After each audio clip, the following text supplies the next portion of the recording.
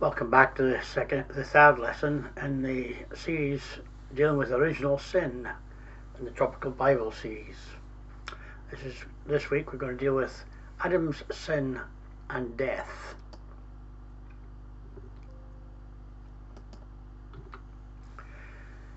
Psalm 51 verse 1 to 5 says, "Have mercy on me, O God, because of your unfailing love, because of your great compassion. Blot out the stain of my sins, wash me clean from my guilt, purify me from my sin. For I recognize my shameful deeds, they haunt me day and night." David is repentant. He is pouring out his heart to God. He says he was surrounded by sin from conception. Sin has tainted his whole life. He confesses his own sins, but not Adam's sin. Is David agonizing over the sin he inherited from his mother? Is he grieved for being an illegitimate son? No, he was Jesse's 8th son. Psalm 51 was written after Nathan confronted David with his sin. 6 to 7 says, "Against you and you alone have I sinned. I have done what is evil in your sight. You will be proved right in what you say, and your judgment against me is just. For I was born a sinner, yes, from the moment my mother conceived me, but you desire honesty from my heart, so you can teach me to be wise in my inmost being. Purify me from my sins, and I will be clean. Wash me, and I will be whiter than snow." Well then, are we Jews better than others? Romans 3 verse 9 to 11 says, no, not at all. We've already shown that all people, whether Jew or Gentiles, are under the power of sin. As the scripture says, no one is good, not even one. No one is real understanding. No one is seeking God. Romans 3:22 to 23 says, "We are made right in God's sight when we trust in Jesus Christ to take away our sins, and we all can be saved in the same way, no matter who we are or what we have done. For all have sinned and all fall short of God's glorious standard." This is speaking of activity on man's part. Nothing here really about Adam's sin, nothing here about inherited sin, guilt or wrath as a result of Adam's sin. All have sinned and all fall short of God's glorious standard. Remember, no one who wants to do wrong should ever say, "God is tempting me." God is never tempted to do wrong, and he never tempts anyone else either. Temptation comes by one's own desire, being lured and enticed by it. Then the desire conceives and gives birth to sin, and when sin reaches full growth, it gives birth to death. Death in Adam, life in Christ. Death passes to each one in the same way it came upon Adam. Adam is a type of Christ. Adam was tempted, disobeyed, and therefore sinned. Jesus, the second Adam, was tempted, obeyed, and was without sin. Jesus demonstrated that temptation can be overcome by our faithful obedience in and through Christ. Just as Adam was the door through which sin and death came into the world, Christ is the door through which grace and justification come into the world. Death in Adam, life in Christ. If this verse teaches universal guilt and wrath in Adam, well then, it was through one man's sin that came into the world, and through sin, death. Thus death has spread through the whole human race, because everyone has sinned. Remember, we're talking about spiritual death, not physical. And it also teaches universal justification in Christ. Because one person disobeyed God, many people became sinners. But because one other person obeyed God, many people will be made right in God's sight. God's law was given so that all people could see how sinful they were, but as people sinned more and more, God's wonderful kindness became more abundant. So just as sin ruled over all people and brought them to death, now God's wonderful kindness rules instead, giving us right standing with God and resulting in eternal life through Jesus Christ our Lord. So you see, just as death came into the world through a man, Adam, now the resurrection from the dead has begun through another man, Christ. Everyone dies because all of us are related to Adam, the first man, but all who are related to Christ, the other man, will be given new life. When Adam and Eve sinned, there was two consequences for all mankind. Adam lost access to the tree of life. Physical death is a consequence of Adam's sin. Losing access to the tree of life has consequences that passes to us all. All your life you'll sweat to produce food until your dying day. Then you will return to the ground from which you came. For you are made from dust, and to dust you will return. After banishing them from the garden, the Lord God stationed mighty angelic beings to the east of Eden. A flaming sword flashed back and forth, guarding the way to the tree of life. Ecclesiastes 12 verse 7 says, "For then the dust will return to the earth, and the spirit will return to God who gave it." The consequence of Adam's sin, he died spiritually. Our sin separates us from a spiritual relationship with God. Let's take a closer look at Paul's argument in Romans 5:12 and 21. Universal sinfulness shows a universal need for the gospel. So what advantage do the Jews have then? 3:1-18. They have superior honor and privileges, 3:2-8. But they are under sin just the same, 3:9-18. The law brings knowledge of sin to all men, saying, this is what sin is, and all men are guilty of it. But the law cannot justify men from the guilt of those sins. Justification from that guilt comes through faith in the atoning blood of Jesus, 3:21-31.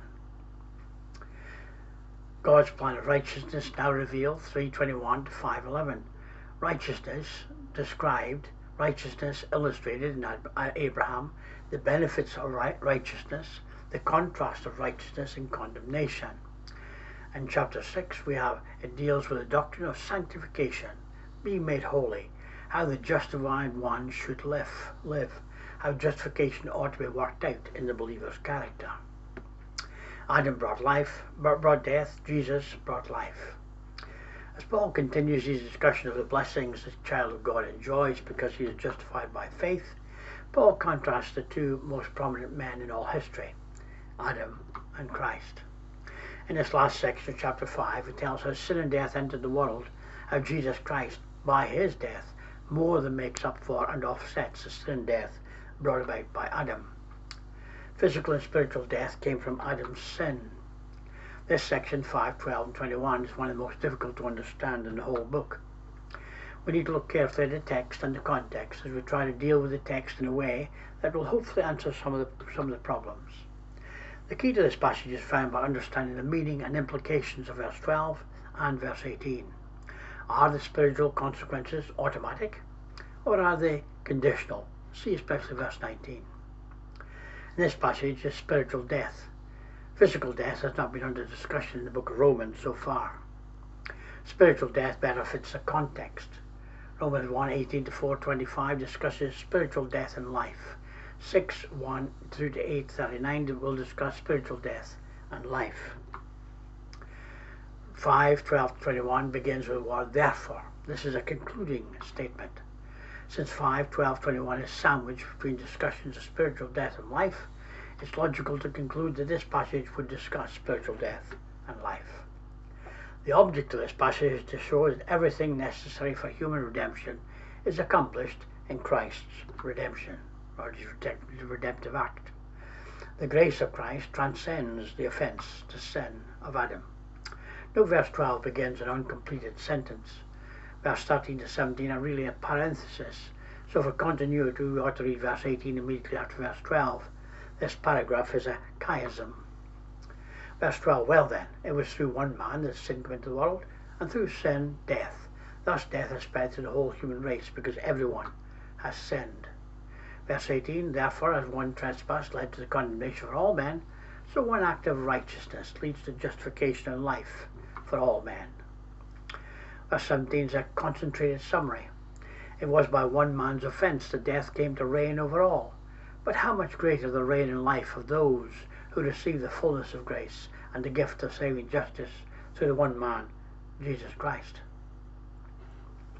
Adam's sin brought physical death to all men. Adam's sin brought physical death. Two types of death, physical and spiritual, need to be understood. Physical death, where the body ceases to function. This is something at the moment we can do very little about. Spiritual death is dependent on our choices in life. In this context, we're dealing mainly with the idea of spiritual death, separation from God. For as in Adam all die, so also in Christ all will be made alive. The Lord God planted a garden toward the east in Eden. There he placed a man whom he had formed. When man sinned, part of his punishment was to be removed from the garden and no longer given access to the tree of life. Chapter 3, verse 24 says, he drove man out, and at the east of the garden he stationed the cherubim, the flaming sword which turned every direction to guard the way to the tree of life. 2:17, another tree of knowledge of good and evil, thou dost not eat of it, For in the day of thine eating it, dying you shall die. Young's translation. God said in dying you will die. It's obvious that Adam didn't drop dead when he disobeyed God. While Adam was in the garden with access to the tree of life, this meant that man's body would not be affected by the normal genetic laws of deterioration. In the laws of entropy, everything breaks down, everything ages, everything begins to fall apart. For man, from that day on, all of Adam's descendants will begin to age and ultimately die physically when they were kept separate from the garden. The physical law of aging and death, which affects all people, continuing to this day. Because of Adam's disobedience in the garden, it impacted all mankind. Because not one of us has access to the tree of life that could prevent the aging process.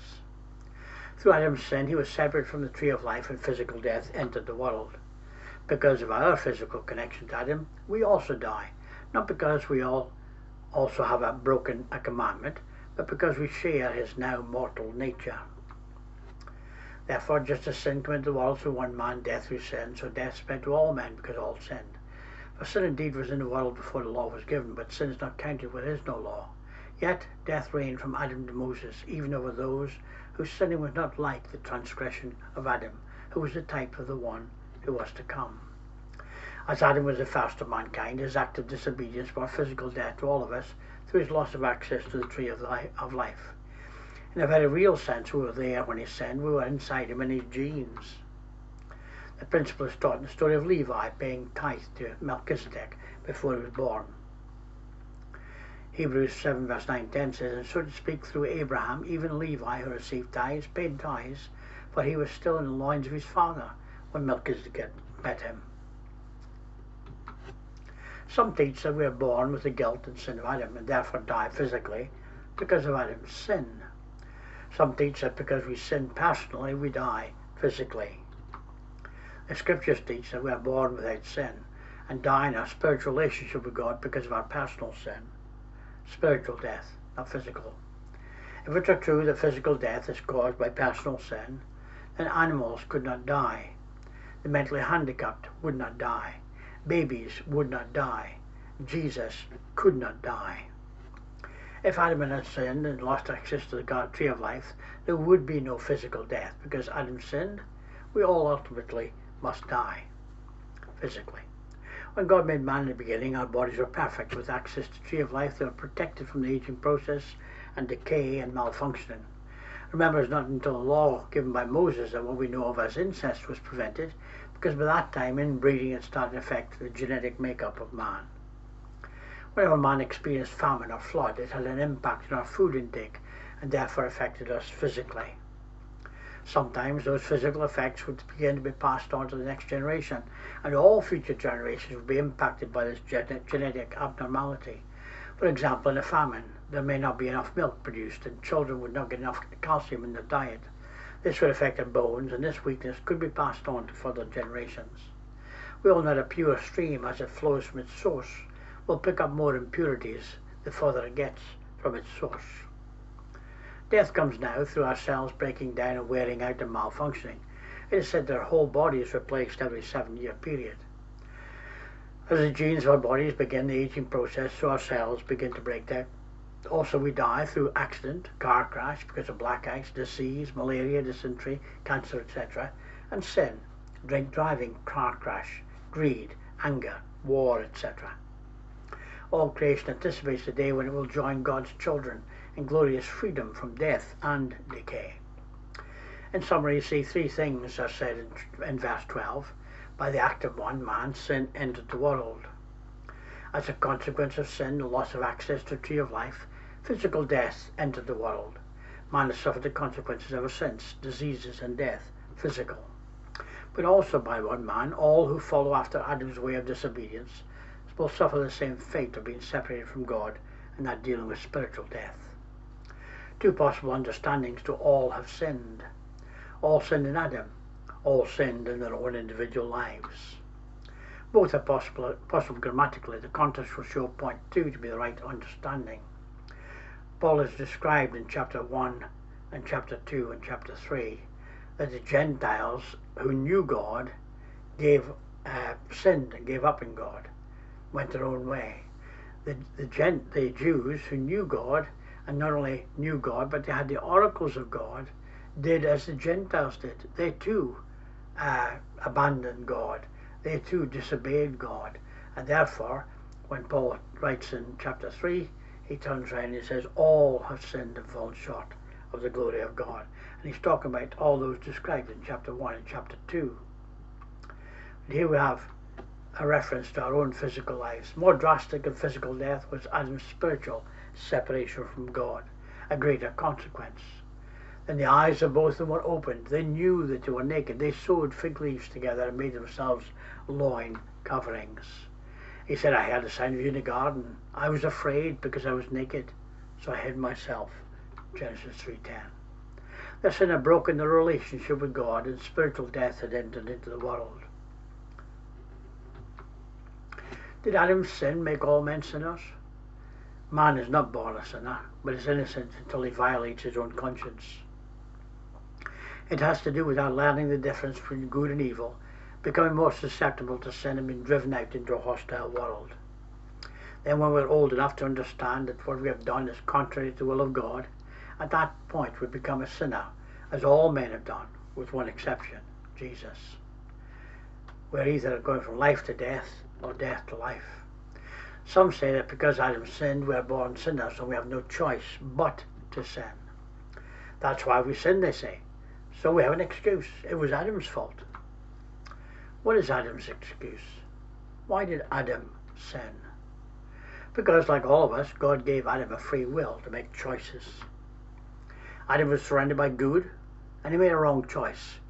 Why should we, who are often surrounded by the influences of evil, want to blame Adam when we make bad choices?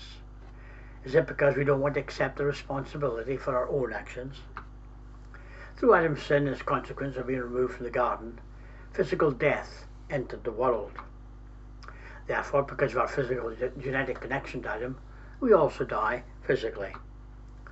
We do not die physically because we also broke a commandment, but because we share Adam's mortal nature. It's also true that all who sin suffer the fate of spiritual death as well. Physical death passes to everyone because of Adam's sin and separation from the tree of life. Spiritual death comes to everyone because all have sinned, and when we have sinned, we fall short of the glory of God. Paul's main point is not so much the guilt of Adam, but the universality of sin, and of spiritual death, the consequences, the result of sin. All men born in this life will die physically, the consequence of Adam's sin, which was separated from the tree of life in the garden, to which Paul refers in the phrase, and death by sin. The fact doesn't mean that all will share in the guilt of Adam's sin. There is a vast difference. Children of an abusive, alcoholic father may bear the consequences of their father's sin, but that doesn't mean they share in the guilt and the blame of his actions. To contend otherwise, that man inherits the guilt of Adam's sin, contradicts that which Paul has already explained in Romans 1-3, also that which Paul teaches in Romans 9-11.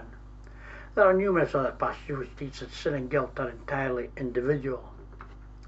Paul's references to death by sin, for all that sin, make it clear he has spiritual death in mind at the close of Romans 5:12. It is only when man freely chooses to transgress God's law that man dies spiritually. The Bible makes it clear that man is responsible only for what he does or does not do. Nowhere teaches that man is born with a sinful nature. We must not forget Paul's theme in Romans 1-3. The Gentiles are guilty of sin. The Jews are guilty of sin in chapter 2, and then chapter 3. All are guilty of sin. The scriptures have concluded all under sin, that the promise by faith of Jesus Christ might be given to them that believe. Again, all are guilty of sin because all have chosen and continue to choose to commit sin. Paul doesn't say in Romans 5:12 that Adam's nature was corrupted by his sin and then passed on to each consecutive generation, as so many teach. When we come back next time, we'll have a look at Adam's sin and the consequences or impact on infants. Hope you'll come back and share some time with me.